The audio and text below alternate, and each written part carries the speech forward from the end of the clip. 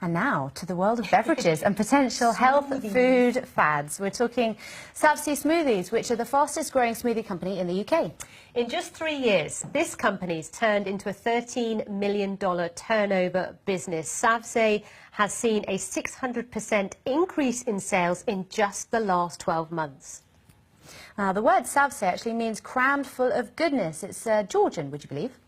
And the idea came from the founder's mum, who was pregnant and had to start making her own smoothies to combat iron deficiency and generally stay healthy. Guka Tavbaridze is the founder and the chief executive of Savse Smoothies and joins us now.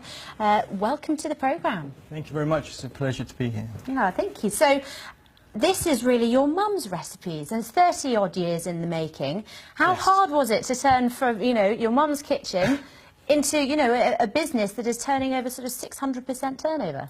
It was very challenging, but very exciting at the same time. It was roughly around 5 years ago that I wanted to start something of my own.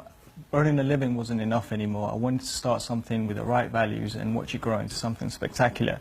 But I literally had no idea how to start. I had no FMCG experience and no degree, just a normal guy with a dream of wanting to do something of my own.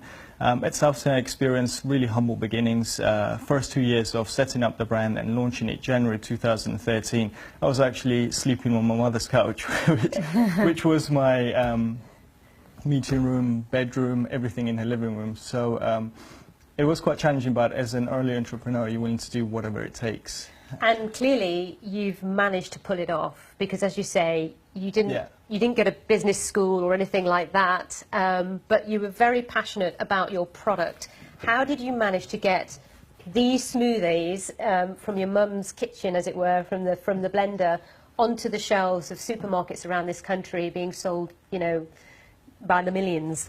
Well, the first question I asked myself was, why wasn't any other companies making smoothies which were raw and nutritious, same way as my mother was making in her kitchen?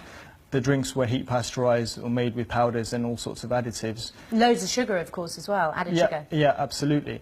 So there was definitely a gap in the market. But the big challenge and the key challenge for me was, how do I take what's in my mother's kitchen, those raw, fresh ingredients, and put them on the shop floors, bottle them up and put them on the shop floors without compromising on the taste, quality and nutrition of the drink. Initially, I was advised that the pasteurization was the only way. And if I didn't follow through this method, then I wouldn't have a business. But I absolutely refused, purely because I wanted to stay faithful to the consumers who would be drinking our drinks and to the values of my mother, the way she was making it in her kitchen. So some of the bigger, more well-known competitors do a different process. They're using powders, they're using a heat pasteurization process, which is not as authentic and natural. That's what you're saying. Absolutely. And that's why your smoothies actually are quite a bit more to buy than, say, for example, the bigger names we've heard of that are on the shelves everywhere. Yes, to understand how heat pasteurization works, you're effectively cooking the ingredients to 71 degrees. And once you cook them to 71 degrees twice, you're stripping it of all nutrition that's left in the drinks. So the way we make it is totally different. We use cold pressing and HPP method. Now, once you cold press something, you're preparing the ingredients in its raw, natural form as it should be. And these ingredients are then blended. Once they're blended as per recipe, it's bottled in its raw form. But Guka, the thing is, looking at these products, you've got purple, orange, green, white. I mean, those are all very similar looking in colour and clear bottles. So lots of other ones that we see on the shelf. So, and of course, that they are more expensive. So to people who don't know the brand and don't know about the fact that cold press is better for you, why would people go out and buy this when the one that looks really similar to it, right next to it on the shelf, is maybe £1, $1 cheaper?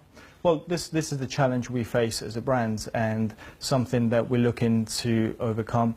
It's really important to us that we do talks like this and we get as much noise out there as possible that cold pressing is better for the consumers and they get a fresher product.